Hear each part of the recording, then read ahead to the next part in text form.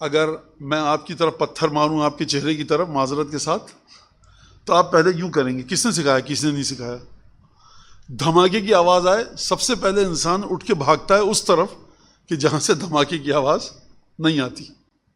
لہٰذا پروردگار تو نے اتنے انعام دیے، اور پھر اس کے لیے کہ جو غلط کام کر رہا ہے شخص، اس کے لیے تو نے توبہ کو بھی بتایا. اور توبہ کو ہم نے تیرے فضل کی وجہ سے پہچانا، یعنی واجب نہیں تھا تجھ پر، لازم نہیں تھا کہ تو ہمیں توبہ سکھائے، لیکن تو نے تب بھی ہم کو توبہ کو سکھایا. یہ بھی تیرا ایک فضل ہے. تباہ و برباد وہ شخص ہے جس نے خود اپنے آپ کو تباہ و برباد کیا، اور خوش نصیب وہ ہے کہ جو پروردگار تیری طرف جو متوجہ ہو گیا، کیونکہ ہم اپنے کرتوتوں کی وجہ سے جہنم میں جائیں گے. خدا نے ہمارے لیے حجت پوری کرنے میں کوئی کمی نہیں چھوڑی ہے. وہ جتنی بھی ٹریلینز حمدیں ہیں نا تیرے علم میں، ان سب حمدوں کو ہم بھی انجام دینا چاہتے ہیں. تو امام نے سب کو سمیٹ دیا. ٹھیک ہے. ایک دفعہ آپ کہتے ہیں میرے ریسٹورنٹ میں باورچی خانے میں اتنے کھانے ہیں آپ پیپر پہ آ ہی نہیں سکتے ہو، تو آپ کو میں کیسے مینیو لا کے دوں؟ میں کہوں جتنے کھانے ہیں نا سب لے آئیے. تو یہ مینیو کو میں نے دیکھے بغیر کہہ دیا. اب کوئی بھی کھانا جو آپ کے باورچی خانے میں ہے میرے اس جملے سے باہر نہیں جا سکتا. کیسے حمد کروں؟ پروردگار جتنی تیری مخلوقات تیرے علم میں حمدیں ہیں وہ تمام ہم کر رہے ہیں. اب یہ کوئی بھی ہم باہر نہیں جا سکتے. معین نہیں کیا امام نے، کیونکہ امام معین نہیں کر سکتے. کیوں نہیں کر سکتے؟ ایک تو یہ کہ کیسے کریں گے، پھر یہ دعا اتنی سی نہیں رہے گی. باللہ من الشیطان الرجیم، بسم اللہ الرحمن الرحیم، وصلی اللہ علی سیدنا محمد وأہل بیتہ الطیبین الطاہرین واللعن الدائم علی اعدائہم اجمعین. یہاں پر ایک بڑا لطیف سا نکتہ تھا، اور وہ نکتہ یہ تھا کہ امام نے فرمایا وَرَكِبْنَا مُتُونَ زَجْرِهِ، معذرت، وَنَهَانَا لِيَبْتَلِيَ شُكْرَنَا. خدا نے ہم کو منع کیا، خدا نے ہم کو روکا، ہم انسانوں کو بہت ساری چیزوں سے، تاکہ ہمارا امتحان لے سکے شکر کے سلسلے میں. لیکن امام نے جب خدا کے واجبات کا حکم دیا، ایک چیز ہوتا ہے دیکھیں، خدا حکم دیتا ہے واجبات کے سلسلے میں، ایک دفعہ خدا حکم دیتا ہے حرام کے سلسلے میں، محرمات کے، دونوں خدا کا حکم ہے. ٹھیک ہے. لیکن امام جب فرما رہے ہیں کہ جو خدا نے حکم دیا جن چیزوں کا انجام دینے کا، اس کے بارے میں فرما رہے ہیں کہ تاکہ خدا نے ہم کو حکم دیا واجبات کا، جن چیزوں کو خدا ہم سے چاہتا تھا کہ ہم انجام دیں، تاکہ ہماری اطاعت کا امتحان لے سکے. یعنی جو حکم دیا خدا نے چیزوں کو انجام دینے کے بارے میں، اس میں خدا ہماری اطاعت کا امتحان لے رہا ہے. ٹھیک ہے. لیکن جن چیزوں کے سلسلے میں خدا نے ہم کو منع کیا ہے، وہاں پر ہمارے شکر کا امتحان لے رہا ہے. تو یہ اس میں اچھا نکتہ ایک مفسرین نے بیان کیا ہے، جنہوں نے شرح لکھی ہے صحیفہ سجادیہ کی. اس میں انہوں نے ایک اچھا نکتہ بیان کیا. وہ کیا ہے؟ جب آپ کسی کو حکم دیتے ہیں اور وہ آپ کے حکم کو بجا لائے، تب بھی آپ کہتے ہیں اطاعت گزار نوکر ہے میرا. جب آپ کسی کو منع کریں یہ کام مت کرو، وہ نہ کرے، تب بھی آپ کہتے ہیں اطاعت گزار ہے. ہم امر اور نہی دونوں میں اطاعت کا لفظ استعمال کرتے ہیں، اور عام طریقے سے ہو سکتا ہے اطاعت کا لفظ استعمال، لیکن یہاں پر امام کا کلام ہے، کبھی کبھی باریکیاں امام کے کلام کی بالکل سامنے ہوتی ہیں. تو وہ یہ وجہ ہے کہ بات تو سمجھ گئے ہوں گے آپ لوگ کہ امام نے جو مناہی یعنی نہی اور ممنوعیت کی بات کی کہ ممنوع کیا چیزیں ہیں، تو وہاں پر امام نے شکر کا لفظ استعمال کیا. خدا نے ہم کو حرام چیزوں سے بہت شکریہ.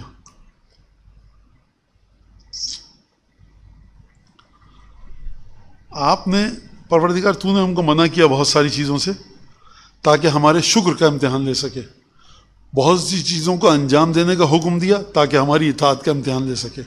عام سماج میں دونوں جگہ پہ اطاعت ہوتی ہے، لیکن امام جن چیزوں کو نماز، روزہ، حج، زکوٰۃ، زیارت، صدقہ، خیرات، تلاوت، دعا، کرو کرو کرو، یہ کام انجام دو، اس میں امام کیا فرمانے؟ خدا نے ہماری اطاعت کا امتحان دیا ہے. لیکن جب امام فرما رہے ہیں کہ خدا کہہ رہا ہے کہ غیبت مت کرو، جھوٹ مت بولو، حرام مت کھاؤ، جوا مت کھیلو، تو یہاں پر خدا نے ہمارے شکر کا امتحان دیا.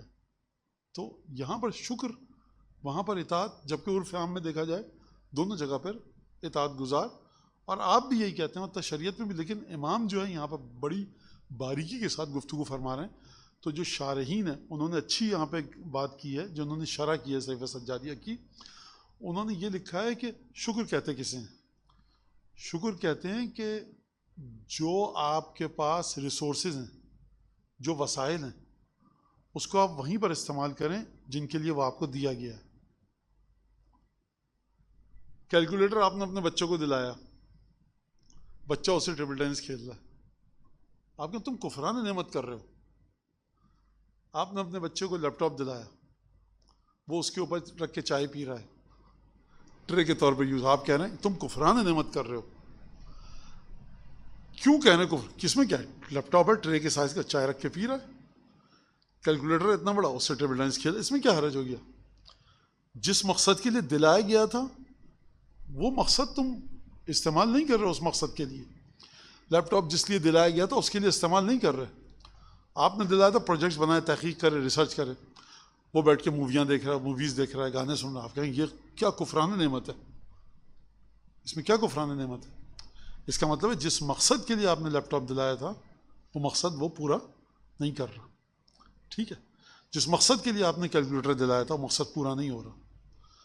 تو آپ کیا کہتے ہیں کہ جس چیز کے لیے تمہیں وہ چیز عطا کی گئی ہے، ایک ریسورسز، ایک وسیلہ فراہم کیا گیا ہے، اگر اس وسیلے کو اس چیز کے لیے استعمال کرو کہ جس چیز کے لیے وہ دیا گیا تھا، تو یہ شکر ہے نعمت کا، ورنہ کفران ہے. حدیثوں میں بھی اس طرح سے آیا ہے. چھٹے امام کی ایک حدیث ہے، وہ صرف العبد جمیع ما انعم علیہ بہ یا انعم علیہ بہ فیما انعم لاجلہ. یہ تعریف ہے شکر کی کہ خدا کا بندہ تمام دیوی نعمتوں کو، ان نعمتوں کو وہاں پر استعمال کرے کہ جن کی وجہ سے وہ نعمت دی گئی ہے. یہ حدیث نہیں تھی، یہ جملہ ہے علماء کا، اب حدیث ہے. شکر النعمت اجتناب المحارم. نعمت کا شکر کیا ہے؟ حرام چیزوں سے اپنے آپ کو دور رکھو. کیونکہ خدا نے مجھے ہاتھ، پیر، زبان، آنکھ، ناک، کان اس لیے نہیں دیے کہ میں خدا کے حکم کی خلاف ورزی کروں. جس مقصد کے لیے دیا اس مقصد کے لیے استعمال کرو. امام فرما رہے ہیں لہٰذا جب آپ خدا ہمیں حرام سے منع کرتا ہے تو گویا خدا کہہ رہا ہے دیکھو میں جو تم سے کہہ رہا ہوں زبان سے غیبت مت کرو، تہمت لگاؤ، چغلی مت کرو، تو زبان اس لیے نہیں دی گئی کہ یہ 3 کام کرو. تو جب میں نے ان چیزوں سے روک لیا تو خدا کہہ رہا ہے تم نے شکر کیا، کیونکہ تم نے میرے وسیلے کو غلط جگہ پہ استعمال نہیں کیا. یہ کوئی ایک علمی بات ہے اور خوبصورتی ہے امام کے کلام کی، ورنہ کوئی عمل میں کوئی اس سے آپ کے کوئی فرق نہیں پڑے گا. اچھا، اب یہاں پر یہ بات ہو گئی تھی کہ توبہ کے سلسلے میں اگر ہم فضل خدا کے سلسلے میں، اور پھر اس کے بعد امام نے حمد کرتے ہوئے بتایا کہ ہم حمد کرتے ہیں، خدا کی حمد کرتے ہیں، اور باوجود اس کے کہ خداوند تبارک و تعالیٰ نے ہمیں ایک اور حمد کا پہلو کیا ہے، گناہ کر لے انسان، گناہ کر لے. میں نے یہ شروع میں بتایا بات، حمد کسے کہتے ہیں؟ کسی بھی ذات سے کوئی اس کا اختیار سے اپنے وہ فعل کو، کسی کام کو انجام دے رہا ہو اپنے اختیار سے، اچھا کام، یہاں تعریف کریں حمد ہے. پروردگار تو نے اپنے اختیار سے یہ پھول، پتے، بیل، بوٹے، آم، انار، انگور، امرود، سیب، فالسا، کٹہل، یہ سب خلق کیا اپنے اختیار سے. کیا لذیذ تو نے پھل خلق کیے، کیا لذیذ کھانا خدا نے اختیار سے خلق کیا. تو خدا کی آپ تعریف کرتے ہیں، یہ حمد ہے. ٹھیک ہے، اسی لیے کہتے ہیں آپ الحمد. حمد ہے کس کی؟ صرف خدا کی جو رب العالمین ہے. کیوں؟ خدا نے مجھے دیا، میں بہت بڑا خطاط ہوں، بہت بڑا قاری ہوں، بہت بڑا نوحہ خوان ہوں، تب بھی میری حمد نہیں ہے، حمد خدا کی. خدا نے مجھے آواز دی، خدا نے مجھے، تو حمد الحمدللہ اس کی حمد ہے. اور ائمہ نے جب بھی اپنا کوئی واقعہ معجزہ ہوا، الحمدللہ. امام آپ سے ہوا ہے معجزہ، آپ کہیے دیکھا ہم نہیں، خدا نے ہم کو دیا ہے، اپنے اختیار سے دیا، یہ خدا کی دی ہوئی طاقت تھی. تو یہ سب باتیں جب ہو گئیں تو اب یہاں پر ایک الحمد کا مسئلہ آتا ہے. خدا نے ہم کو نعمتیں دی، کھانا پینا، محبت کرنے والے رشتہ دار، دوست، انسان، دنیا، جو بھی چیزیں ہوتی ہیں. لیکن ایک مسئلہ آتا ہے، اتنی ڈھیروں چیزیں دینے کے بعد خدا نے کہا میاں ٹھیک سے چلو رستے پہ، ہم نہیں چلے. تو خدا کہتا تمہیں اتنی نعمتیں دیں، صرف یہ کہا تھا کہ یہ کام مت کرو، تم نے یہ کام کیا، اب منہ کے بل گردن سے پکڑ کے جہنم میں پھینکتا ہوں.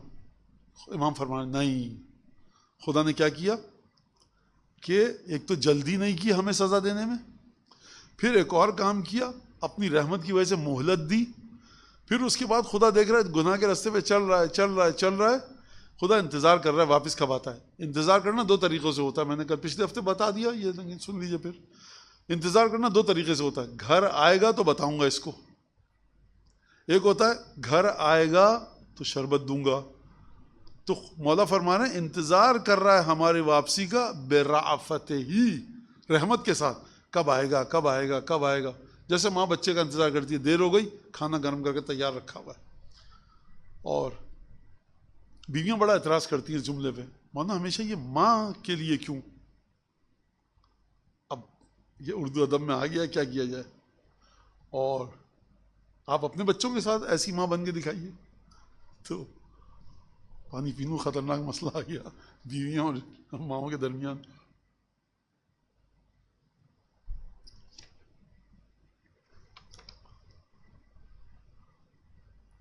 اب یہاں پر یہ بات ختم ہو گئی، تو خدا نے ہم نے جب غلط کام کیا تو خدا میں فوراً سزا دے سکتا تھا، خدا نے ہمیں دلنا علی التوبۃ، خدا نے ہماری توبہ کی جانب رہنمائی کی۔ اچھا توبہ کی جانب کیسے رہنمائی کی؟ ایک رہنمائی خدا نے ایسے کی کہ کسی نے سکھایا نہیں ہے ہم کو۔ اگر میں آپ کی طرف پتھر ماروں آپ کے چہرے کی طرف معذرت کے ساتھ، تو آپ پہلے یوں کریں گے، کس نے سکھایا؟ کسی نے نہیں سکھایا۔ دھماکے کی آواز آئے سب سے پہلے انسان اٹھ کے بھاگتا ہے اس طرف کہ جہاں سے دھماکے کی آواز نہیں آتی، ٹھیک ہے؟ یہ ایک انسان کی فطرت میں ہے، رکھا ہوا ہے، خدا نہیں رکھا ہے لیکن سکھایا نہیں ہے کسی نے۔ توبہ کا کیا سلسلہ ہے؟ توبہ اگر خدا نہیں بتاتا کہ توبہ بھی کوئی چیز ہے تو ہم کیسے سمجھ سکتے تھے؟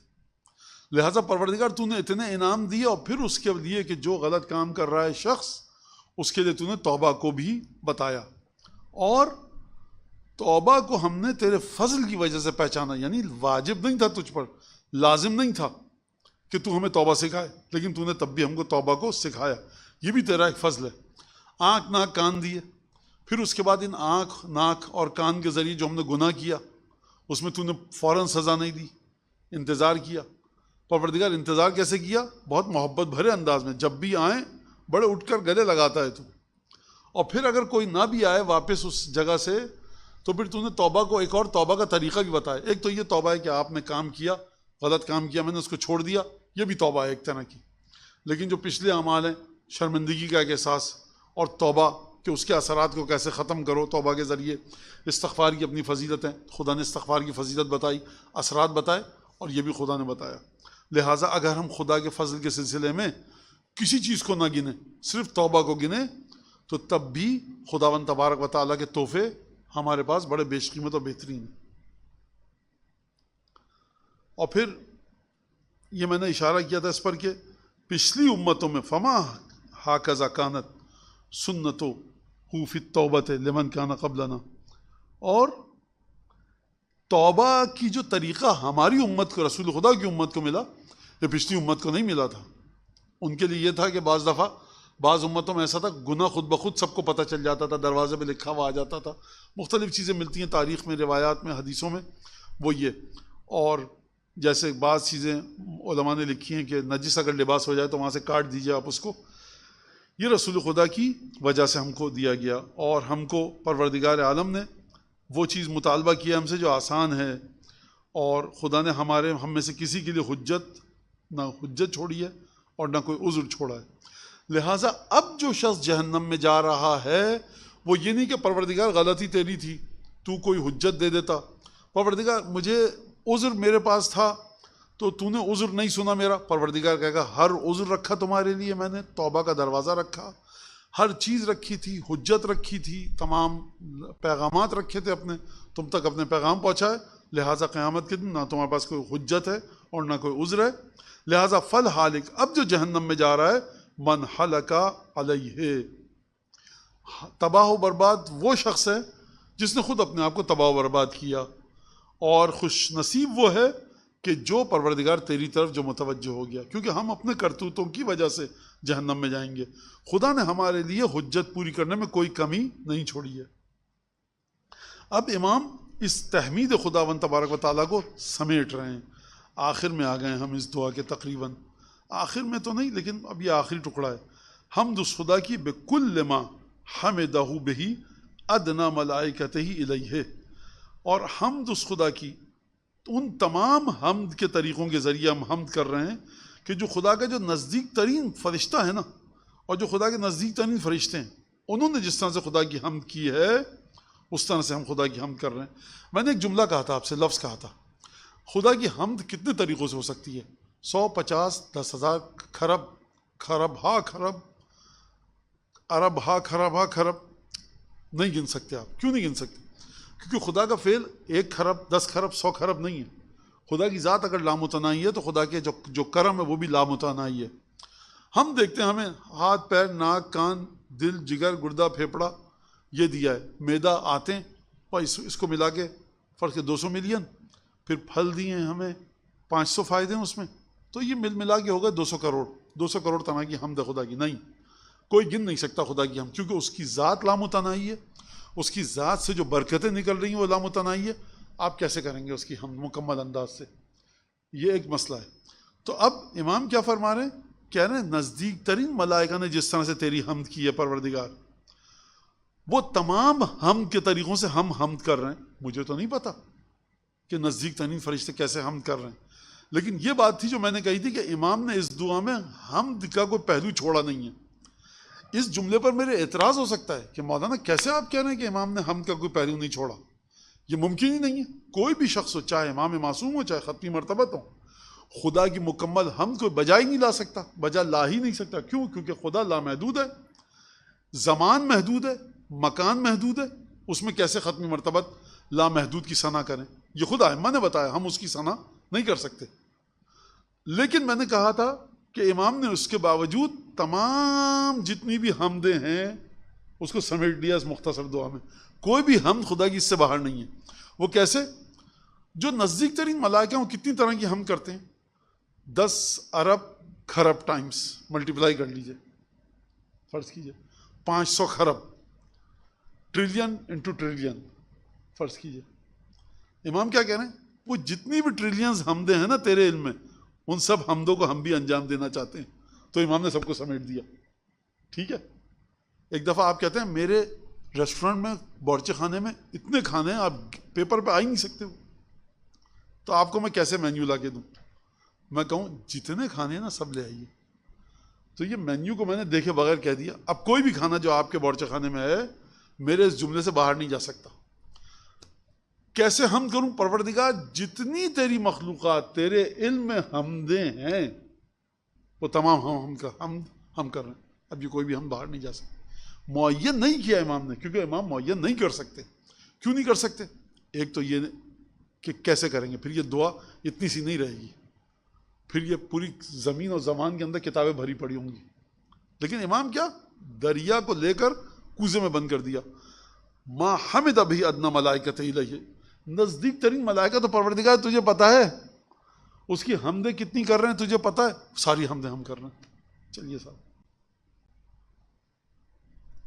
وَأَكْرَمُ خَلِيقَتِهِ عَلَيْهِ، اور جو تیری مخلوقات میں سب سے زیادہ باعزت والا ہے وہ جو حمد کر رہا ہے وہ والی حمد ہم کر رہے ہیں۔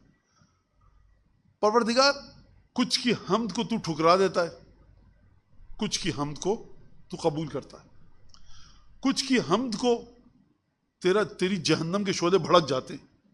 یہ مولانا یہ کیا کہہ رہے ہیں ہم؟ کچھ حمد ایسی ہے کہ خدا کہتا ہے یہ تم نے حمد کی ہے نا، اور کرو تاکہ تمہیں جتنی دفعہ یہ حمد کرو گے جہنم میں ڈالوں گا۔ کچھ حمد ایسی ہوتی ہیں۔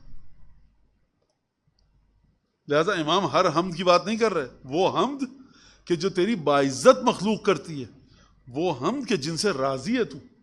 مولانا یہ کون سی حمد ہے کہ خدا جس پہ اور غضبناک ہوتا ہے، اور غضبناک ہوتا ہے؟ یہ وہ حمد ہے کہ جو شیخ انصاری کے صدقے میں میں سمجھاؤں۔ شیخ انصاری سے کسی شاگرد نے پوچھا قبلہ یہ بتائیے کہ روایت میں آیا ہے کہ ایک گھڑی کا تھوڑا سا تفکر خدا کے کاموں میں، مصلحتوں میں، یہ 70 سال کی عبادت سے یا 70,000 سال کی عبادت سے بہتر ہے۔ ایک تفکر، سوچنا خدا کی ذات کی صفات کے بارے میں، خدا کے امر کے بارے میں، خدا کے حکم، جنت جہنم، میں کہاں جا رہا ہوں، کیا چاہتا ہے خدا۔ ایک لمحے کے لیے آپ سوچیں یہ 70,000 برس کی 70 برس کی عبادت سے افضل ہے؟ کیسے ہو سکتا ہے؟ شیخ انصاری کا ہو سکتا ہے. کہ کیسے ہو سکتا ہے؟ شیخ انصاری تم اسی مکتب کے شاگرد ہیں. کہ حور کا تفکر شب عاشورہ. اب آپ تول سکتے ہیں حور کے تفکر کو؟ نہیں تول سکتے. 70,000 تو کم ہے. جتنے برسوں تک حور جنت میں رہیں گے وہ ایک لمحے کے لیے جو سوچا حور نے، یہ ہیں فقہا ہمارے. تو میں نے کیونکہ شیخ انصاری کے ذریعے میں نے سمجھا اس بات کو، وہ اس لیے کہ میں نے کہا بعض حمد ایسی ہوتی ہے کہ خدا کو اور غصہ آتا ہے. یہ تسبیح لے کے 10 لاکھ دفعہ کہے، خدا کو اور غصہ آئے گا. اور اگر خدا پہلی حمد پہ 10 ارب ڈگری سینٹی گریڈ کا شعلہ اس کے لیے جلائے گا، دوسری حمد پہ اس شعلے کو مزید اور بڑھائے گا. عجیب حمد ہے. وہ حمد ہے جو ابن زیاد نے پڑھی تھی جناب زینب کے سامنے. الحمدللہ الذی، حمد اس خدا کی کہ جس نے تمہارے ساتھ یہ کیا اور ہم کو عزت دی، ہم تخت پہ بیٹھے ہیں. تو یہ وہ حمد ہے کہ جس کی وجہ سے اس نے ایک مزید جہنم خریدی اپنے لیے. اگر یہ ملعون، یہ خبیث خاموش رہتا تو اس حمد کے گناہ کا اضافہ نہیں ہوتا. اگرچہ جو گناہ اس نے کروایا ہے اس سے آگے کوئی گناہ ہو نہیں سکتا، لیکن یہ وہ حمد ہے. خیر، حمدن، کون سی حمد کرنا چاہتے ہیں پروردگار؟ یفضل سائر الحمد، میں ایسی حمد کرنا چاہتا ہوں پروردگار تیری کہ جتنی بھی حمدیں لوگوں نے کی ہیں تیری مخلوقات نے، ان سے برتر ہو میری حمد. کفضل ربنا علی جمیع خلقہ. اچھا، یہ جو امام کہہ رہے ہیں کہ پروردگار مجھے ایسی حمد کرنے کی توفیق عطا فرما کہ جس حمد کے بعد پھر کوئی حمد تیری اس سے بالا تر نہ جا سکے. تو کتنی بالا جا سکے میری حمد؟ جو امام سجاد حمد کریں، کتنی اونچائی ہو اس کی، کتنی بلندی ہو، کہاں جائے؟ کفضل ربنا علی جمیع خلقہ.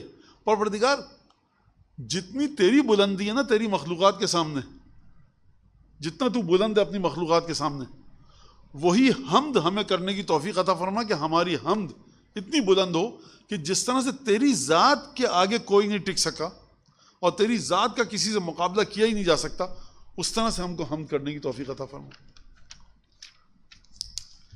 یعنی یہ جو حمد ہے تو واقعاً یہ امام کے علم کے ایک کرشمے کو ہمارے سامنے دکھا رہی ہے.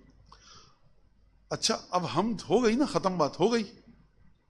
ثم لہ الحمد، پروردگار اس کے بعد ایک اور حمد بھی ہے. دیکھیے یہ جو حمد ہے نا جو امام فرما رہے ہیں، اس کی مثال ایسی ہے کہ ایک شخص کے سامنے خوبصورتی ایک کے بعد ایک آئی جا رہی ہے. آپ کشمیر میں جائیں، کشمیر کی وادی میں چشمہ بہہ رہا ہے، واہ سبحان اللہ. پہاڑ پہ چڑھیں، وہاں سے دیکھیں، واہ سبحان اللہ. وادی میں جائیں، وہاں سے آگے پہاڑ کو دیکھیں، واہ سبحان اللہ. ہیلی کاپٹر میں بٹھائے آپ کو، وہ ہیلی کاپٹر سے دیکھیں، آپ کہیں واہ سبحان اللہ. آپ مختلف چیزیں ہر جگہ پہ آپ کی سبحان اللہ نکلے گی. آپ یہ نہیں کہیں گے بھائی وادی میں تھے تو سبحان اللہ کہہ تو دیا، کوئی سکھا نہیں رہا آپ کو کہ آپ مولانا اب آپ درخت پہ چڑھیں، اب آپ یہاں سے پہلے کا حمد کہیے. خود بخود آپ کے منہ سے نکلا واہ. کیوں نکل رہا ہے؟ فطرت میں آپ کی خوبصورتی کو دیکھ کے واہ واہ کہنا. یہ امام جہاں خدا کی حمد کر رہے ہیں وہ اپنے علم کا بھی کرشمے کا اظہار کر رہے ہیں کہ میرا علم ہی نہیں، الحمدللہ کھانا کھایا الحمدللہ. یعنی جہاں تک خدا کی خدائی پھیلی ہوئی ہے، امام سجاد گویا اس حمد کے ذریعے فرما رہے ہیں کہ وہاں تک میرا علم موجود ہے، میں سب چیزوں کو دیکھ کے سمجھ کے حمد کر رہا ہوں خدا کی. لہٰذا پروردگار وہ حمد مکان کل نعمت لہ علینا، ہر وہ نعمت جو تو نے ہم کو دی ہے نا، اس ہر نعمت کے عوض پروردگار تیری حمد ہے. اب یہ جو میں سانس لے رہا ہوں، آج تک میڈیکل سائنس نے کہا کتنے میرے اعضاء و جوارح شامل ہیں اس سانس لینے میں.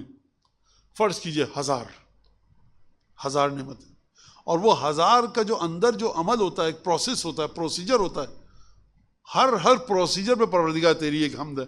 یہ میں مسلسل کہہ رہا ہوں کہ امام نے ایک حمد کو بھی بچ کے نہیں جانے دیا اور پکڑ کے سب کو بٹھا دیا یہاں پر.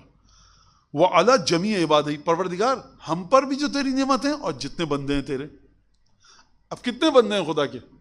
قیامت تک جتنے بندے، مریخ میں بندے رہتے ہیں خدا کے. چاند پہ کوئی بندہ ہے خدا کا؟ ہو سکتا ہے ہو، ہمیں نہیں پتا. تو امام نے پوری حمد سمیٹ لی یہاں پر. اچھا کون سے بندے جو امام کے زمانے میں زندہ ہیں یا جو چلے گئے؟ الماضین والباقین، جو چلے گئے اور جو باقی ہیں. کتنی حمد پروردگار، اتنی حمد نہیں جتنا ان کو علم ہو. ما احاط بہ علم، جتنا تیرے علم میں احاطہ کر سکے. اب یہ وہ بات ہے، خدا کا علم محدود ہے یا لامحدود؟ لامحدود ہے. لہٰذا جب خدا کا علم لامحدود ہے تو خدا جو احاطہ کرے گا وہ محدود احاطہ کرے گا یا لامحدود؟ لامحدود. تو امام نے کیا کہا؟ امام نے کہا پروردگار دیکھ تیرے علم کے مطابق ہم کر رہے ہیں، تو لامحدود، لہٰذا اب یہ جملہ اس کا ثواب بھی لامحدود، اس جملے کا ثواب لامحدود. بھائی آپ نے کہا خدایا حمد ہے تیری کہ تو نے مجھے روٹی دی، دال چاول کباب رکھا ہے، نہیں یہ اس پہ حمد خدا کی نہیں کروں گا میں، تو حمد محدود کر دیا آپ نے. ایک دفعہ آپ نے کہا پروردگار جتنی بھی دسترخوان پر نعمتیں ہیں، جتنی کل کھائیں، آج کھائیں، ابھی تک کھائیں، میرے آبا و اجداد نے کھائیں، فائدہ اٹھایا، تو جتنا زیادہ آپ نعمتوں کا ذکر کر کے حمد کر رہے ہیں، آپ حمد کے دائرے کو بڑھا رہے ہیں. اور آپ حمد کے دائرے کو نہیں بڑھا رہے، آپ اپنی معرفت کا بھی اعلان کر رہے ہیں. امام سجاد یہاں پر صرف علیہ السلام حمد کے دائرے کو نہیں بڑھا رہے، بتا رہے ہیں میاں ہم سے سیکھو حمد کا طریقہ. یہ در حقیقت امام کے علم کی ایک جھلک ہے کہ کوئی حمد بچ کے نہیں جا رہی. دسترخوان لگا ہوا ہے ایک حمد کا، ان گنت امام ہر حمد کو اٹھا کر آپ کے منہ میں ڈال کے چکھنے کا اس کو چکھا رہے ہیں. جیسے آپ کسی کے ساتھ جائیں شادی میں، ولیمے میں، خوشی کا کوئی دسترخوان ہو، اب ہمیں نہیں پتہ کہ کتنی ڈشز ایجاد ہو چکی ہیں، ہم لوگوں کا، ہماری ایج کے لوگوں وہ نا، وہ کھائی آپ نے؟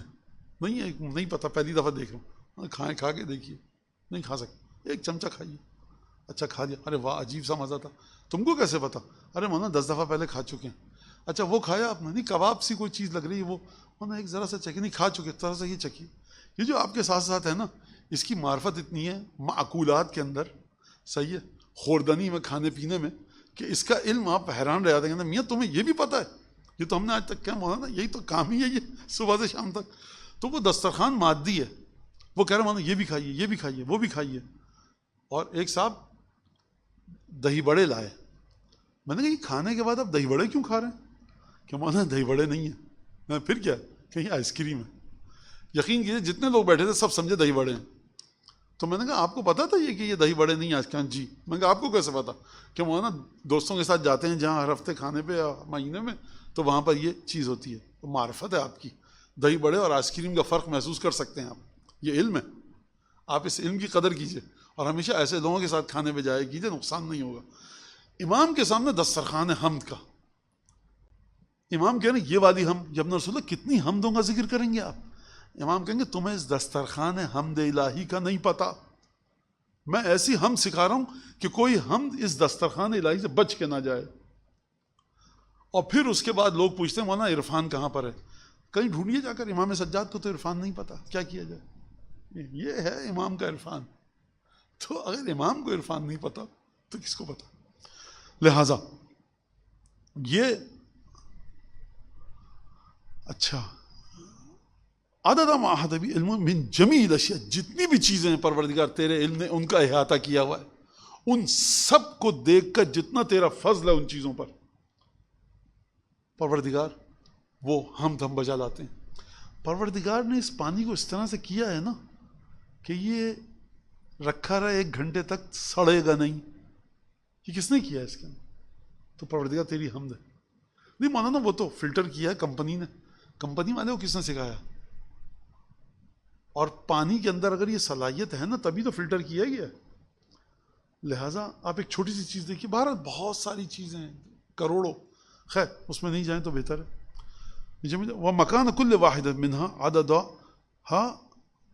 اضعافاً مضاعفةً ابداً سرمداً إلى يوم القیامہ. پروردگار جتنے عدد ہیں ان کے. اچھا اب امام نے یہاں پر عجیب جملہ کہا ہے. ابھی تک ہم پریشان تھے نا، جتنی بھی چیزوں پہ تیرا فیض ہے، وہ فیض تیرا رتی برابر فیض. چونٹی جو اپنا قدم اٹھاتی ہے جس کو آپ دیکھ نہیں سکتے، ناپ نہیں سکتے، اس میں بھی خدا کا ایک فضل ہے نا. امام فرمائے تمام مخلوقات پر تیرا فضل. چونٹی جو قدم اٹھا رہی ہے یہ فضل ہے خدا کی، ہم امام حمد کر رہے ہیں.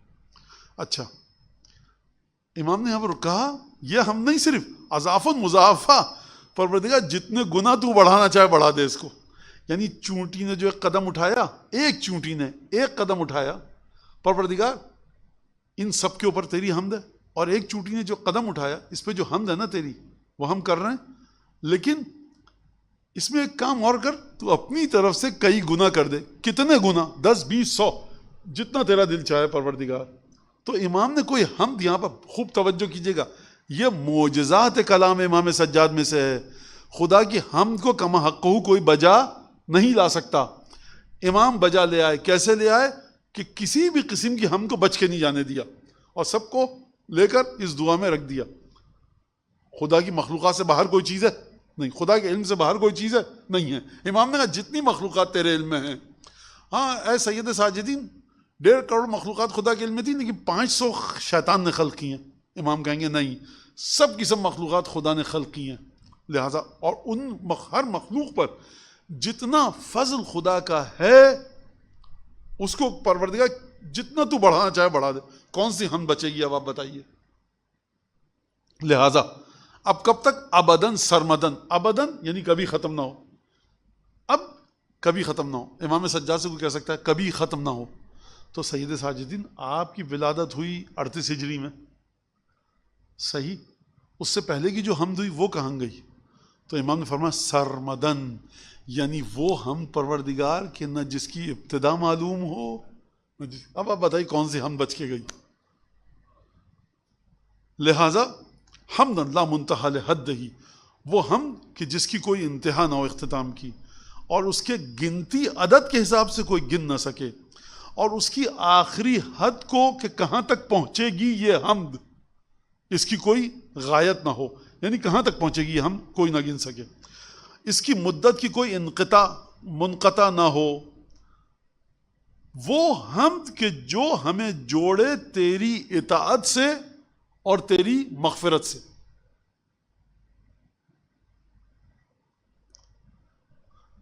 بخدا یہ واقعہ عجیب ہے، کبھی کبھی انسان سمجھتا ہے جو مراجع کہتے ہیں نا فقہا، کلام اہل بیت، کلام اہل بیت، کلام اہل بیت، ہم بھی کہتے ہیں آپ بھی کہتے ہیں، بس ٹھیک ہے۔ ایک دفعہ کلام اہل بیت پہ جب ہم غوطہ لگاتے ہیں نا تو یہ ابھی یہ پوری باقی ہے، یہ اس کا کیا ہوگا اللہ جانتا ہے کیا ہوگا، ابھی تو اس کو دیکھ لیجئے۔ اور یہ بڑی جلدی جلدی میں بالکل اشارہ کر کے گزر رہا ہوں، جو ہمارے علماء نے تشریحات اس کی لکھی ہیں۔ ابھی ہمارے پاس الحمدللہ ہم بڑے قدر ناشناس قوم ہیں بر صغیر کی، ہمیں یہ پتہ ہی نہیں کہ ہمارے لکھنؤ کے حوزے میں ہمارے علماء نے کیا شرح لکھی ہوں گی اس کی۔ ابھی صرف جو ایران میں لکھی گئی ہیں شرح، اس کو وہ بھی میرے پاس پوری نہیں ہے، ایک شرح صرف میں دیکھ کے مطالعہ کر کے آتا ہوں جہاں مشکل ہوتی ہے، تو یہ ایک شرح کی بات ہو رہی ہے۔ اگر ہم امام سے کہیں کہ امام اب آپ درس دیجئے جو کہا، اس وقت کیا ہوگا پھر؟ بڑی خیر۔ تو امام اب یہ بات کیا ہوگی؟ اب آپ دیکھیے گا، اب یہاں پر امام ایک اور پہلو بتا رہے ہیں، پروردگار وہ ہم کہ جو اطاعت کی طرف لے کر جائے۔ امام ایک راز پہ سے پردہ اٹھا رہے ہیں، یعنی کیا مطلب؟ یعنی اگر الحمدللہ رب العالمین کہہ رہے ہو تم معرفت کے ساتھ، میں اپنے الفاظ میں سمجھا رہا ہوں، تو یہ مت سمجھنا بیکار جائے گا، یہ کہیں نہ کہیں یا تم سے حرام کو چھڑوائے گا یا واجب کو ادا کروائے گا، کیونکہ امام فرما رہے ہیں الی طاعتہ یا الی عفوہ، اور یہ تمہارے لیے گناہ بھی معاف کروائے گا۔ روایت ہے ہمارے پاس کہ جب کھانا کھاتے ہو خدا نے جو دیا ہے، تو جب کھانا ختم ہو جائے تو بلند آواز سے الحمدللہ رب العالمین کہا کرو۔ اب مجھے یاد نہیں کہ روایت میں تھا یا اس عالم نے لکھا تھا کہ کھانا کھا رہے ہو تو دکھ رہا ہے نا، کھانے کے رنگ سے بھی لطف اندوز ہو رہے ہو، خوشبو سے بھی، ذائقے سے بھی، تو کھلے عام خدا کا کھانا کھا رہے ہو، ہم کرتے ہوئے خدا کی کھلے عام شرم آتی ہے۔ تو یہ اچھا عفو ہی، خدا ہمارے گناہوں کو بھی معاف کرے گا۔ وہ سبباً الی رضوانہ ہی، خدا کی رضامندی تک جانے کا ذریعہ قرار پائیے ہم، وہ ذریعتاً الی مغفرتہ ہی، اور خدا کے اس مغفرت تک پہنچنے کا راستہ قرار پائے، وہ طریقاً الی جنتہ ہی، اور اس کی جنت تک جانے کا طریقہ اور راستہ قرار پائے، وہ خفیراً من نقمتہ ہی، اور اس کے عذاب کو مدھم کر دے، دھیما کر دے، وہ امناً من غضبہ ہی، اور امن و امان عطا کرے ہمیں اس کے غضب سے، وہ ظہیراً علی طاعتہ، اور ہماری مدد کرے خدا کی اطاعت کے سلسلے میں، وہ حاجزاً عن معصیتہ ہی، اور روک دے ہمیں خدا کی معصیت سے۔ اس کا مطلب یہ کہ ہم جو ہے نا یہاں پر امام، اب میں اس کو ختم کرنے میں بتاتا ہوں، وَعَوْنًا عَلَىٰ تَأْدِيَةِ حَقِّهِ، اور مدد کرے ہمارا ہاتھ بٹائے کس چیز میں؟ خدا کے حق کی ادائیگی میں، وَوَظَائِفِهِ، جو ذمہ داریاں خدا نے ہم پر عائد کی ہیں۔ وہ حمد کہ ہم خوش قسمت ہونے والوں کے ساتھ مل کر خوش قسمت ہو جائیں۔ کون خوش قسمت ہونے والے؟ جو خدا کے سچے ولی ہیں، اور اس راستے کو طے کریں اس حمد کے ذریعے، نظم الشہداء بسیوف اعدائہ، اور ان شہداء کے ساتھ ہم مل جائیں جو خدا کے دشمنوں کی تلواروں کے ذریعے شہید ہوئے ہیں، ان شہداء کے ساتھ ملیں۔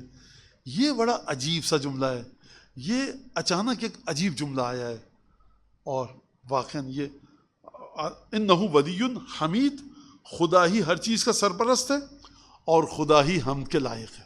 امام نے کہا گفتگو ختم کر دی۔ اچھا، اب یہاں پر جو امام نے فرمایا کہ خدا کے عذاب کو ختم کر دے، جنت تک لے کے جائے، یہ امام کیا فرما رہے ہیں؟ اس کو سمجھنا ہے، جا کر آپ امام کی دعا کو پڑھیے کہ جو امام نے ماہ مبارک رمضان کے استقبال کے لیے پڑھی ہے اور ماہ مبارک رمضان کی خدا حافظی کے لیے، الوداع کے لیے۔ امام یہاں پر حمد کو ایک ذہنی مفہوم کے طور پر نہیں ڈیل کر رہے اس کے ساتھ۔ مثلا کیا آپ یہاں، میں آپ سے ایک جملہ کہتا ہوں، سردی،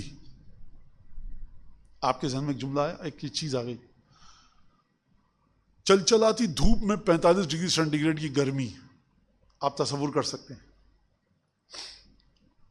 40 میں مشی کا ازدحام، آپ تصور کر سکتے ہیں۔ املی کی کھٹاس، کوئی تصور کرے نہ کرے، ساؤتھ والے تصور کر سکتے ہیں، ٹھیک ہے۔ عطر کی خوشبو کر سکتے ہیں آپ۔ یہ حمد اس طرح کا مفہوم نہیں ہے کہ آپ نے ذہن میں تصور کیا ہواؤں میں بات ہو رہی ہے۔ یہ بات ہو رہی ہے باقاعدہ، جیسے ماہ مبارک رمضان ایک انسان کی طرح آیا ہے ہمارے گھر میں، اور وہ انسان عید کا چاند دیکھا چلا گیا، تو اس انسان کو، جیسے آپ کے گھر میں کوئی مرج تقلید آ جائے، فرق سلمان فارسی آ جائیں، حضرت شہزادہ علی اکبر، ابو الفضل عباس آ جائیں، آپ کس طرح سے ان کے آگے پیچھے گھومیں گے، خدمت کریں گے، اور جب آپ گھر سے باہر جا رہے ہیں اپنے گھر میں بچوں سے کہہ کے جائیں گے اس طرح سے امام نے رمضان المبارک کو سمجھاتے ہیں اس دعا میں، جا کے دیکھیے گا اس دعا کو، اور خدا حافظی میں۔ تو حمد ایک مفہوم نہیں ہے سردی گرمی کی طرح کا ذہن میں ہے۔ امام کہہ رہے ہیں یہ جو حمد بجا لاؤ گے خدا کی، تو یہ خدا نے اتنے فائدے دے گا۔ پہلے وصلتاً الی طاعتہ، عفو ہی، رضوان ہی، مغفرت ہی، جنت ہی، نقمت ہی، غضب ہی، طاعت ہی، معصیت ہی، تأدیت حق ہی، وظائف ہی۔ امام نے 11 قسم کے فائدے گنوائے یہاں پر، اگر ہم کرو گے تو یہ کام ہوگا، یہ کام انجام دیا جائے گا۔ تو لہٰذا یہ جو ہم تسبیح جناب سیدہ سلام اللہ علیہ میں الحمدللہ ہے، اس کا حق کو ادا کر کے پڑھیے۔ اس کا حق کیا ہے؟ سب سے پہلے الحمد، یہ کچھ نہیں ہے، الحمدللہ ہے، للہ کے آخر میں ہے، الحمدللہ ہے۔ میں نے ایک جگہ گیا تو دعوت کی، ہمارے کچھ مومنین تھے، دوست تھے، تو ان کے والد بھی آئے، تو بیچارے کا انتقال ہو گیا، خدا مغفرت کرے۔ تو یہ ہم اندرون سندھ گئے ہوئے تھے، کھانا وانا آیا تو ہاتھ دھلایا، تو وہ تولیہ لے کے آئے، بڑا احترام سے، وہ جو ان کا طریقہ ہے۔ میں نے کہا نہیں، یہ ہاتھ جو دھوتے ہیں کھانے سے پہلے تو پوچھتے نہیں ہیں اس کو۔ تو انہوں نے اپنی زبان میں کچھ کہا، تو سارے لوگ دوست ہنسے۔ میں نے کیا کہا انہوں نے؟ کہ یہ کہہ رہے ہیں کہ مولانا صاحب اگر دین یہ ہے تو ہم تو الحمدللہ سب کے سب جہنمی ہیں۔ تو ہم اس پہ ہنسے، الحمدللہ ہم سب کے سب جہنمی ہیں۔ میں نے کیوں؟ میں نے کوئی ایسی بات نہیں کری کہ مولانا آپ نے کہا کھانے سے پہلے ہاتھ دھوتے ہیں تو اس کو پوچھتے نہیں ہیں، تو ہم تو پوچھتے ہیں، تو ہم سب جہنمی۔ میں نے کہا بھائی خدا ایسا نہیں ہے، آپ کا امام ایسا نہیں ہے کہ یہ وہ حکم نہیں ہے، یہاں پہ واجبات اور حرام کے سلسلے میں اگر توبہ کر لے تو خدا جنتی کر دیتا ہے۔ تو یہ مطلب نہیں ہے کہ یہ جو نہیں ہوگی تو مولانا کیا ہم چلے جائیں گے، ہم جہنم میں جائیں گے، کیا ہوگا، ہم تو یہ نہیں کرتے تو ہم کہاں پر ہیں؟ نہیں، یہ امام بتا رہے ہیں بھائی اوپر آنا چاہتے ہو، یہ اوپر آنے کا طریقہ ہے، لیکن اگر چاہتے ہو جنت مل جائے سب ٹھیک سے، واجبات محرمات، وہ بھی ایک لیول ہے، ایک سطح ہے، یہ امام کے خاص شاگردوں کی سطح ہے، اس پر آئیے۔ اور امام بتا رہے ہیں 11 چیزیں جو ہیں یہ حمد کے ساتھ ساتھ اثرات میں سے ہیں، اور اس کے بعد 12 اور 13 کہ ہم خوش بختوں خوش قسمتوں کے ساتھ خوش قسمت ہو سکیں، اور شہداء کے ساتھ ہم جڑ کر وہ شہداء جو تیرے دشمنوں کی تلواروں سے شہید ہوئے. ایک شہید وہ ہے کہ من مات علی حب آل محمد ماتا شہیدہ. فرض کیجئے کہ مثال کے طور پر کوئی امام کا صحابی ہے, وہ محبت میں موت آئی اسے آل محمد کی, بستر پہ تھا, بخار ہوا, طبیعت خراب ہوئی, یہ شہید ہے, ثواب شہید ملے گا اسے. میں نہیں کہہ رہا, علامہ زمخشری کہہ رہے ہیں تفسیر کشاف میں. لیکن ایک شہید ہے جو حکمن بھی شہید ہے, موضوعاً بھی شہید ہے. یعنی کیا مطلب؟ یعنی شہید کا ثواب اسے ایسے ملے گا کہ تلوار سے قتل ہو کر. ایک شہید ہے جو قتل ہو تلوار سے, ایک شہید ہے جو آل محمد کی محبت پہ مرے. تو امام فرما رہے ہیں کہ ان لوگوں کے ساتھ کہ جو تیرے دشمنوں کی تلواروں سے قتل ہوئے. اب اگر میں یہاں پر اپنا ذاتی خیال آپ کے سامنے پیش کروں تو شاید امام سجاد کی نگاہ کربلا کے شہداء کی طرف ہو, کیونکہ امام سجاد علیہ الصلوۃ والسلام کا شہداء کربلا کے ساتھ ایک خاص تعلق ہے. وہ تو ہر امام کا ہے. دردناک ترین جو تعلق ہے نا, سب سے زیادہ دکھ والا, رنج آور, درد آور, تکلیف دہ ترین, وہ تعلق جو امام سجاد کا ہے, وہ تعلق بڑا عجیب ہے. میں یہ نہیں کہہ سکتا کسی امام کا نہیں ہے, لیکن اس حوالے سے کہہ سکتا ہوں میں کہ حضرت حجت کو ہٹا کر کہ کیونکہ سید سجاد نے بشری آنکھوں سے اور بشری قوانین کے مطابق جو چیزیں تھیں ان کو درک کیا ہے. امام کے لیے فرق نہیں کرتا کوئی, امام سامنے سے دیکھیں یا کوئی اپنے علم کے ذریعے, لیکن بہرحال وہ جو تمام چیزیں اس مقام پر ہیں وہ تو جدا ہیں نا, جو امام صادق علیہ السلام نے فرمایا. بہرحال آپ بات سمجھ گیا, میں زیادہ اس کو پھیلاؤں نہیں. حتیٰ نصرت کے لیے اٹھے امام سجاد علیہ السلام تو نقاہت کی وجہ سے گر پڑے زمین پر. ایک نیزہ لے کر اٹھے تھے, عصا بنا کر اس کو, یا تلوار سے. یہ جو ہے نا تمام چیزوں میں سب سے زیادہ دردآور, رنجاور اور دل پر ایک نیزہ گھپا رہا 35 سال امام کے. آپ کے خیال میں امام سجاد کے گریہ کا سبب صرف یہ تھا کہ بابا کو یاد کرتے تھے؟ ایک گریہ یہ بھی تھا کہ میں مدد نہیں کر سکا. مولانا وہ تو امامت چلنی تھی. ہم نے اور آپ نے امامت کو سمجھا ہوا ہے ایک دوسری طرح سے. آپ ایک بڑا پیچیدہ ترین چیز ہے امامت واقعاً. امیر المومنین کی نہج البلاغہ میں جا کر دیکھیے کہ حتیٰ اس امامت کو بھی امیر المومنین بعض دفعہ کہتے ہیں کہ یہ نہیں ہوتا تو میں یہ کر دے. عجیب ہے جو جملے ہیں. بہرحال تو یہ ایک بڑا عجیب مرحلہ ہے امام سجاد کی زندگی میں. تو میں یہ سمجھتا ہوں کہ بنو امیہ کا زمانہ ہے, اور امام شاید میں یہ سمجھ نظم الشہداء, ان شہداء کے ساتھ کہ جو تلوار سے شہید ہوئے. اور اس میں یقیناً امام سجاد کے زمانے تک شہداء کربلا سے افضل کوئی نہیں ہے. لہٰذا ایک کوئی حسرت ہے امام کے دل میں, ایک رنج ہے, درد ہے, ایک کانٹا چبھا ہوا ہے دل میں کہ پروردگار وہ عجیب تھے جو میرے بابا کی نصرت کر کے چلے گئے. بابا آواز آئی ہے, حل من ذاب بن یذوب عن حرم رسول اللہ, حل من مغیث, تمام 3 طرح کے استغاثے جو ہیں امام نہیں جا سکے. یہ ایک ایسی تکلیف ہے جس کا شاید امام یہاں پر بڑے ڈھکے چھپے الفاظ میں اظہار کر رہے ہیں. اگلی جو دعا ہے وہ ہے وَكَانَ مِن دُعَائِهِ بَعْدَ هَذَا التَّحْمِيدِ فِي الصَّلَاةِ عَلَى رسول اللہ. یہ جو جملہ یہاں پر میں نے عربی میں پڑھا, اگر اس کا ترجمہ میں کروں, اس حمد کے بعد امام ختمی مرتبت پر درود بھیجا کرتے تھے صلی اللہ علیہ وآلہ وسلم. یعنی یہ دعا کتنی طویل ہے اگر آپ پڑھیے گا جا کر. اب امام اس طرح سے تو نہیں پڑھتے ہوں گے, فرض کہ جیسے میں پڑھ رہا ہوں الحمدللہ علی ما عرفنا من نفسی والے, نہیں, امام کی کیفیت دوسری ہوتی ہوگی. تو یہ آدھا گھنٹہ 1 گھنٹہ دعا چلتی ہوگی, پھر اس کے بعد اپنے نانا رسول خدا پر درود. کس طرح سے دیکھتے جائیے, یہ یہاں سے درود. اس کا مطلب یہ ہے کہ اچھا حمد کے بعد رسول خدا پر درود کیوں؟ کیونکہ سب سے بہترین نعمت بشر کو ملی کیا ہے؟ وہ رسول خدا کا وجود ہے. اور یہ حمد ایسی ہے رسول خدا کا وجود مبارک صلی اللہ علیہ وآلہ وسلم کے بہت سی شریعت کے جو احکام پچھلے بار پر تھے ہم سے اٹھا لیے گئے. بھول کے گناہ کر لو, نہیں لکھا جائے گا. اگر آپ کے اوپر زبردستی کوئی کام کروایا گیا, آپ سے اٹھا لیا گیا, ایک ہمارے یہاں حدیث رف, اور بڑی اس کے اوپر معرکت الا رہا ہے, اس پہ فقہا کے درمیان بڑی زبردست بحث ہے, جنگیں چھڑی ہوئی ہیں. اچھی ایک بڑی حدیث ہے لطیف, اور لطیف بڑی اچھی بحثیں ہیں دلچسپ اس پہ. تو وہاں پہ فقہا علماء ہمارے بحث کرتے ہیں حدیث رف پر, کہ رسول خدا نے فرمایا میری امت سے 9 چیزیں اٹھا لی گئیں, اس پہ بحث ہے. تو وہ رسول خدا کی برکت سے رفع عن امتی, میری امت پر سے. امت میں کیا خوبی ہے؟ امت لائق ہے کسی ہے اوقات ہے کوئی اس امت کی؟ تو میری امت پر سے, امت میں ہر وہ شخص شامل لا الہ الا اللہ محمد رسول اللہ پڑھتا, اس لائق ہے یہ امت. کرم دیکھیے رسول خدا کا. لہٰذا اب یہاں سے ہم شروع ہو رہی ہے, اور پہلا جو جملہ ہے, میں اگر 5-7 منٹ آپ اور دیں مجھے تو میں پڑھ دوں اس کو. جلدی تو نہیں ہے آپ کو, کمٹمنٹ تو نہیں ہے آپ کو؟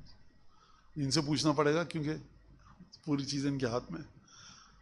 اب بسم اللہ کے بعد امام نے شروع فرمایا والحمدللہ الذی من علینا بمحمد نبیہ صلی اللہ علیہ وآلہ دون الامم الماضیۃ والقرون السالفۃ بقدرتہ التی لا تعجز عن شیء وان عظم. حمد اس خدا کی جس نے ہم پر منت کی اپنے نبی محمد مصطفیٰ صلی اللہ علیہ وآلہ وسلم کے ذریعے, ہم پر, گزری ہوئی امتوں پر نہیں, جو گزری ہوئی صدیاں گزر گئیں ان میں نہیں, بلکہ ہم پر. کیسے؟ اپنی اس قدرت کے ذریعے کہ وہ قدرت جو کسی بھی کام کو کرنے سے عاجز نہیں ہے, وہ طاقت کہ جو کسی بھی کام کو کرنے کے سلسلے میں اس میں لیکنگ ڈیفیشنسی نہیں ہے, کمی نہیں ہے. وَإِنْ عَظُمَ, وہ چاہے وہ چیز کتنی بڑی کیوں نہ ہو. یہ جو امام فرما رہے ہیں اپنی قدرت سے, اور مننا, پہلے مننا کو سن لیجئے. مننا کا مطلب کیا ہے؟ یہ جو جملہ ہے یہ قرآن میں بھی آیا ہے. قرآن میں کیا فرما رہا ہے خدا؟ لَقَدْ مَنَّ اللَّهُ عَلَى الْمُؤْمِنِينَ إِذْ بَعَثَ فِيهِمْ, خدا نے مومنین پر احسان کیا. تو خدا نے یہ کیوں نہیں کہا کہ لقد احسن اللہ علی المؤمنین یا الی المؤمنین؟ احسان کا لفظ لیا تھا. من یمنو, منت کا کیوں لایا؟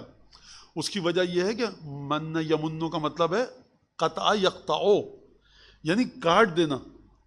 آپ کسی کو کوئی ایسی نعمت دیں جس کے بعد آپ کوئی نعمت اور نہ دے سکیں, جو نعمت ہو اس سے ادنا ہو, جو نعمت ہو اس سے ادنا ہو. اگر آپ نے کسی کو ایسی نعمت دی ہے تو اسے کہتے ہیں مننا. اب اس سے آگے خدا جو بھی دے دیتا اس سے بڑھ کر کوئی نعمت نہیں تھی. اچھا, لیکن یہ منت جو ہے یہ حرام ہے, کہ اگر آپ نے میرے ساتھ, میں نے آپ کے ساتھ کوئی نیکی کی ہے, میں نے آپ پر احسان جتلانا, جو احسان اردو میں کہتے ہیں احسان جتلانا, وہ یہی منت ہے, یہی لفظ ہے. خدا احسان جتلا رہا ہے, میں احسان جتلاؤں تو خدا کو برا لگتا ہے, خدا یہ کیا بات ہوئی؟ تو خدا احسان جتلائے تو مالک ہے, خدا احسان جتلائے تو بندگی کی طرف لاتا ہے. آپ بھی اپنے بیٹے سے کہتے ہیں, بیٹی سے کہتے ہیں, بیٹا یہ دلایا تم کو, وہ دلایا, دیکھو بیٹا عبادت کرو, نماز پڑھو, قرآن پڑھو, اچھی بات نہیں ہے, نعمتیں. تو یہ جتلانے میں شاید نہ آئے.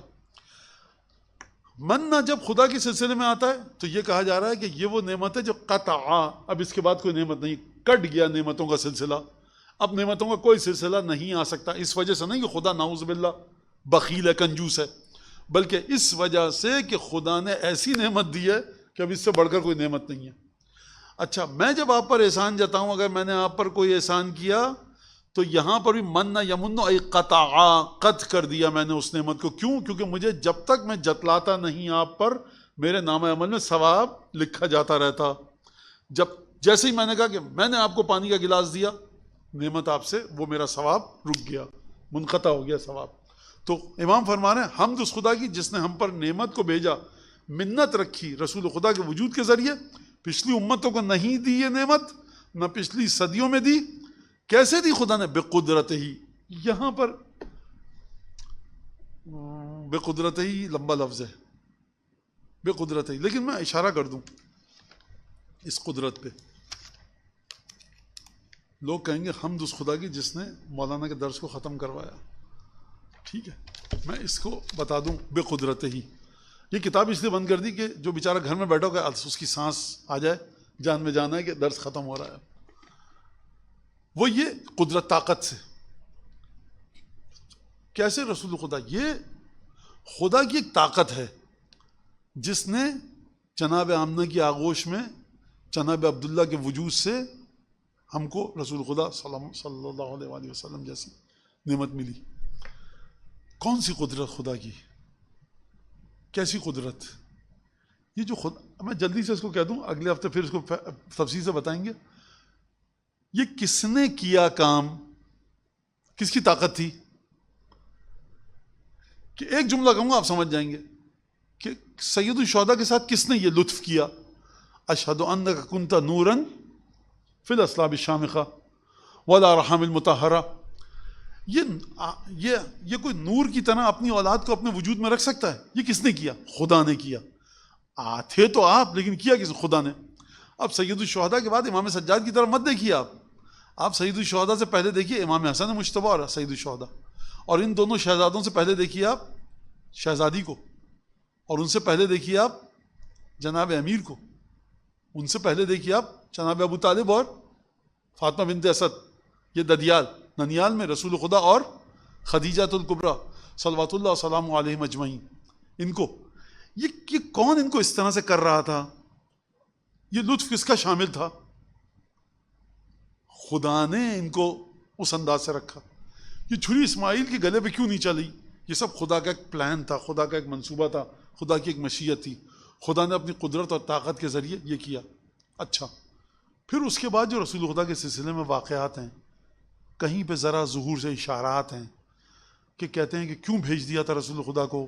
بعض محققین کہتے ہیں کہ حلیمہ سعدیہ کے پاس کہ یہاں پر جو مکے کے اندر یہ آپ کو اور ہم کو 8ویں کلاس میں پتہ چلتا ہے کہ فاران کی پہاڑیوں سے نور چمکا، ہمیں دینیات میں بتایا جاتا ہے. گزشتہ کتابوں میں یہ بات موجود تھی. وہ ایک آئے گا، اس کی صفات یہ ہوں گی. تو آپ کے خیال میں جن کی دکانیں بند ہونی تھیں وہ بیٹھے رہے ہوں گے، لہٰذا وہ ڈھونڈ رہے تھے. یہ بات محققین نے کہا، میرے ذہن میں نہیں ہے کہ معصومین سے قول آیا ہے یہ کیا، لیکن محققین نے کہا ہے کہ وہ ڈھونڈ رہے تھے کہ کب آئے گا وہ آنے والا. اب کب آئے گا، اور پھر جب آئے گا تو اس کے قتل کی سازشیں کریں گے. جب تک رسول خدا نے رسالت کا اعلان نہیں کیا تھا، آئے گا وہ آئے گا اور ہم بت پرستوں کے مقابلے میں جیتیں گے. جو دو جناب موسیٰ اور جناب عیسیٰ علیہ السلام کے جو قوم کے ماننے والے تھے، جب آئے دیکھا ٹکراؤ کی کیفیت ہے تو پھر مشکلات کھڑی کی رسول خدا کے لیے. تو یہ سامنے کی مشکل ہے. کتنی دفعہ جناب عبد المطلب کو مشکل پیش آئی ہوگی، کتنی جنگیں ہوئی ہوں گی. خدا نے جناب عبد المطلب کو جنگوں میں بچایا، عبداللہ کو بچایا، جناب ابو طالب کو بچایا، خدیجۃ الکبریٰ کو، جناب آمنہ کو، ان کے داداؤں کو، داداؤں کے داداؤں کو جنگوں میں بچایا. کتنی بیماریاں آتی تھیں. آپ کے لیے کالرا، ہیضہ، چکن پاکس، اسمال پاکس یہ نارمل چیز ہے. اس وقت کوئی اگر ہیضہ پھیلا، ختم، شہر کے شہر ختم. کس نے بچا کر رکھا رسول خدا کو؟ اس مقصد کے لیے کہ آغوش آمنہ کی زینت بنے. یہ قدرت خدا کے ذریعے. یہ بات کس کے وجود کی ہو رہی ہے؟ رسول خدا کے مادی وجود کی، یعنی بشری صورت میں زندہ تشریف لائے دنیا میں. ابھی روحانی وجود کی بات نہیں ہو رہی کہ روحانیت کیا لے کر آئے رسول خدا. یہ پھر انشاءاللہ اگلے ہفتے انشاءاللہ. وصلی اللہ علی سیدنا محمد وعلی بیتہ الطیبین الطاہرین واللہ علی